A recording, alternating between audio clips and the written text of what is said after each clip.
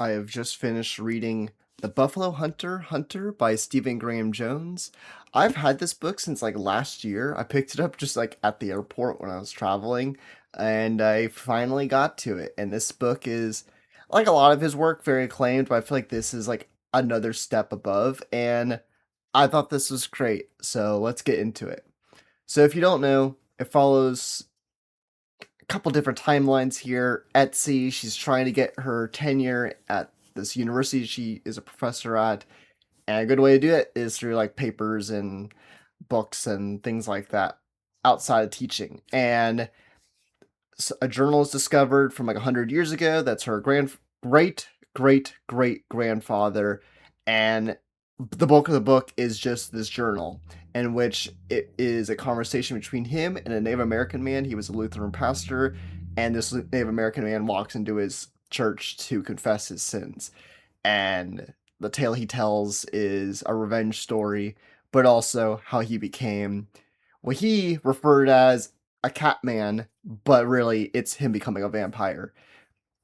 This was such a unique take on vampires. I think so fresh. I think if you're going to tackle something like that, where you're not like having an original monster, you're tackling something that has a whole mythology of hundreds of years worth of mythology and so many books and movies on, you have to do something original. And Stephen Graham Jones definitely does that, and I think really sticks the landing on his unique take. That's also so sad of like what happens when someone turns into a vampire, and like emotionally and personally what does that mean, but then also what does that mean for a Native American man in the 1800s to the next century, early next century. And it's such a fascinating, and god, it's so goddamn depressing of this look of what happens to this man, while also this epic. It's a slow burn.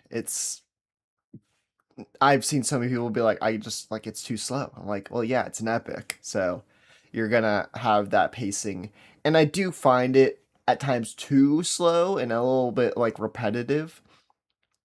But I think this journey is so worth it. I think the conversation between him and this pastor is so fascinating, and also the exploration.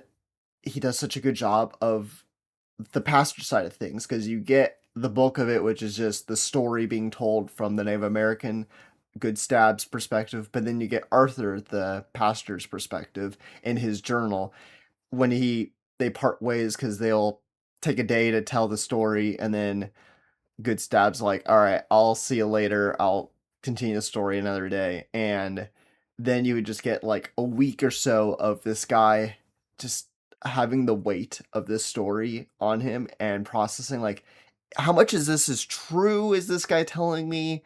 And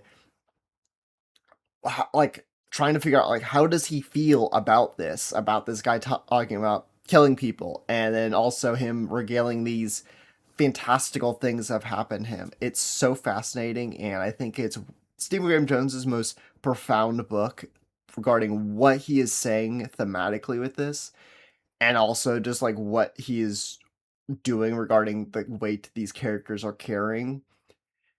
It's a unique blend also of his style, which I don't know how to describe Stephen Graham Jones' style.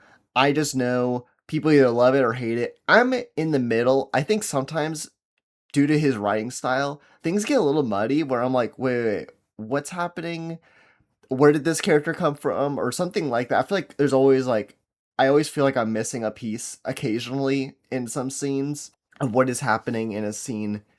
Character enters it, someone does something or whatever, and sometimes I have to like reread it, and then even then I'm like, I feel like I'm missing something. I don't know if it's just me or something like that. I don't know how to quite describe his style, but it's a unique blend of like it's so his style, but also there's like aspects of it that aren't. Like this is a period piece, and I haven't read anything in which he's done a period piece before. At least of the things I've read, he's written stories that are more contemporary about what's happening now. So there's that aspect of it, and just like this, it being like a journal. So it's just like 90% of the book is written the way someone would be sort of writing and like putting their thoughts to paper, or someone just regaling a conversation that they were told by someone else. So a lot of it is just good stuff, just talking. But I overall, I think this is great. I still think he hasn't written a 5 out of 5, 10 out of 10, whatever rating scale we're doing these days. I don't know, but like he hasn't done like something that I'm like, oh, this is like perfect or close to perfect. I feel like his books are always so flawed, but he always takes such big swings. He always has such a distinct vision, and he just really commits to what he is going for, whether it works or not. It's, I think, why I keep going back to his books, even though I have plenty of other authors who I like infinitely more than him, but it's always like I'm so curious about like what is he gonna be doing and stuff like that. So I'm happy to have read this. It got so much hype when it originally released, but also like since then it's won so many awards and whatnot. Just like won a couple awards like in the last like week or two. So yeah, let me know. What are your thoughts on the Buffalo Hunter Hunter? Have you read this? Are you going to be reading it? Whatever it is, anything about this book or about him in general, let me know what are your thoughts on it. And for me, if you like slow burns like this, you should check out my book Unfold and follow me on Substack. I write a weekly newsletter that comes out every Sunday.